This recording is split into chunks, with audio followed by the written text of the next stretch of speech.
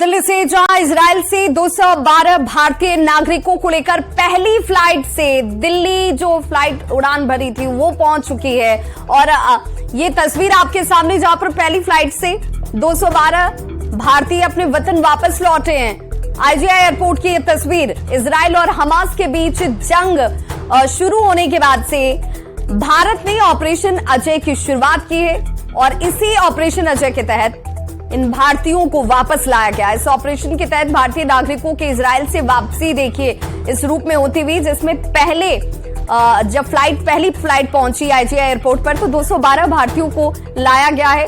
आपको बताते चलें कि इजराइल के बेन गुरियन हवाई अड्डे से ये पहली फ्लाइट ने उड़ान भरी दिल्ली के लिए। जब फ्लाइट दिल्ली पहुंची तो केंद्रीय मंत्री राजीव चंद्रशेखर ने इन सभी का स्वागत किया है। आपको बता दें कि 18,000 भारतीय अब भी इजराइल में मौजूद हैं और इनकी सुरक्षित वापसी को लेकर के भारत सरकार जो है वो लगातार प्रयास कर रही है, कार्य कर रही है। और ऑपरेशन अजय का मकसद भी यही है कि अपने भारतीय नागरिकों को इजराइल से सुरक्षित अपने वतन लाया जा सके।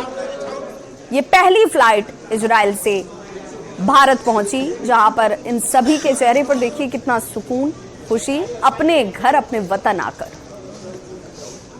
बहुत स्ट्रांग है, लेकिन ये डर था कि कहीं कुछ हो जाए, कहीं कोई टेररिस्ट अटैक आ जाए, ऐसा कुछ है तो थोड़ा डर जाते हैं हम लोग। थोड़ा मतलब अब अपने देश आके एकदम से शांति मिल रही है, बट हम लोग बहुत डर गए थे। जो इन्फिल्ट्रेशन हुआ था वहाँ पे, तो विद इन इजराइल उसको कम किया गया है। बॉर्डर एरियाज पे भी सिचुएशन टेंस है।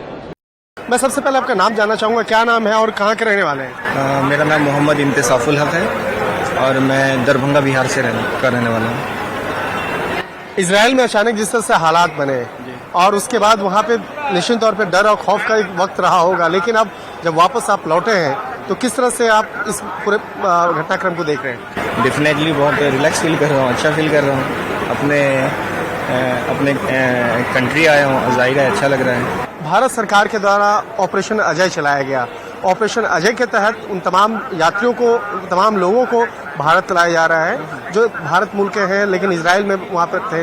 तो किस तरह से आप देखते हैं कि भारत सरकार की ये जो पहल है इसको आप कैसे देखते हैं? बहुत सराहनीय पहल है और बहुत प्रॉम्प्ट उन्होंने रिस्पॉन्स लिया।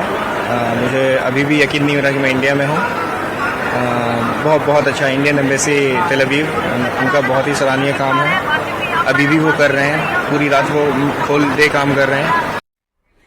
और अब बात शिक्षा विभाग के एसीएस के पाठक की, जिनका नया आदेश सामने आ चुका है। के पाठक ने सभी डीईओ को आदेश जारी कर दिया है। अब आदेश क्या है वो भी हम आपको बताते चले। इस आदेश में उन्होंने कहा है कि माध्यमिक स्कूलों के खाते में पड़े हुए पैसे को खर्च किया जाए। जरा ये देख लीजिए के पाठक की तरफ से नया आदेश क्या है। के पाठक ने सभी डीईओ को ये आदेश दे दिया। उन्होंने कहा है कि देखिए, जो खाते में पैसे रखे हुए हैं वो बच्चों के भलाई के लिए काम करें। माध्यमिक स्कूलों के खाते में इन पैसों को खर्च करना है। बेंच डेस्क खरीदिए, बच्चों को व्यवस्थाएं दीजिए जिसकी कमिटमेंट हम करते हैं, जिसका भरोसा दिया जाता है। 1090 करोड़ की ये राशि है जो फर्नीचर खरीदने के लिए खर्च किए जाएंगे। प्राइमरी स्कूलों में फर्नीचर से लेकर संसाधनों की खरीदारी इससे करनी होगी।